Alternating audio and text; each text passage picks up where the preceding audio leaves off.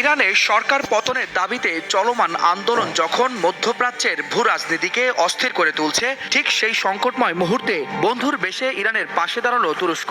তেহরানকে তাৎক্ষণিক ও গুরুত্বপূর্ণ গোয়েন্দা তথ্য দিয়ে সহায়তা করে একটি বড় ধরনের সশস্ত্র অনুপ্রবেশের চেষ্টা নস্যাৎ করতে গুরুত্বপূর্ণ ভূমিকা রাখে আঙ্কারা। তুরস্ক ও ইরানের মধ্যে কৌশলগত সন্ত্রাস বিরোধী সহযোগিতার অংশ হিসেবে তুরস্কের জাতীয় গোয়েন্দা সংস্থা এমআইটি ইরাক ইরান সীমান্তে পিজেএকের একটি বড় সশস্ত্র দলের গতিবিধি শনাক্ত করে। নিরাপত্তা সূত্রের বরাতে জানা গেছে, রাতের আধারে ইরাক থেকে ইরানে প্রবেশের চেষ্টা করছিল ওই দলটি, যাদের পেছনে বিদেশি মদত ছিল বলে অভিযোগ রয়েছে। এর মধ্যে ইসরায়েল ও যুক্তরাষ্ট্রের গোয়েন্দা সংস্থার সংশ্লিষ্টতার কথাও উঠে এসেছে।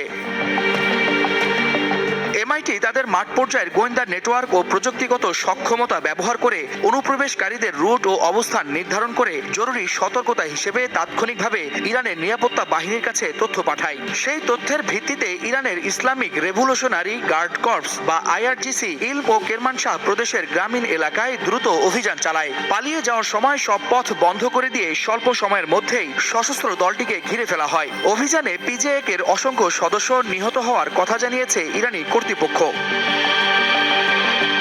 এদিকে দেশটির ভেতরে অর্থনৈতিক অসন্তোষ থেকে শুরু হওয়া আন্দোলন যখন সরকার বিরোধী বিক্ষোভে রূপ নিচ্ছে, তখন শুক্রবার রাত থেকে রাজপথে দেখা যাচ্ছে পাল্টা চিত্র।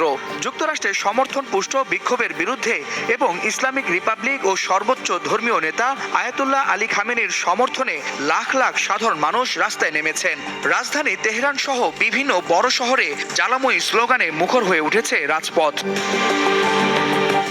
বিশ্লেষকদের মতে, তুরস্ক ইরান গোয়েন্দা সমন্বয় শুধু একটি সন্ত্রাসী অনুপ্রবেশ ঠেকানো নয়, বরং ইরানকে অস্থিতিশীল করে গৃহযুদ্ধের দিকে ঠেলে দেওয়ার পশ্চিমা পরিকল্পনার বিরুদ্ধে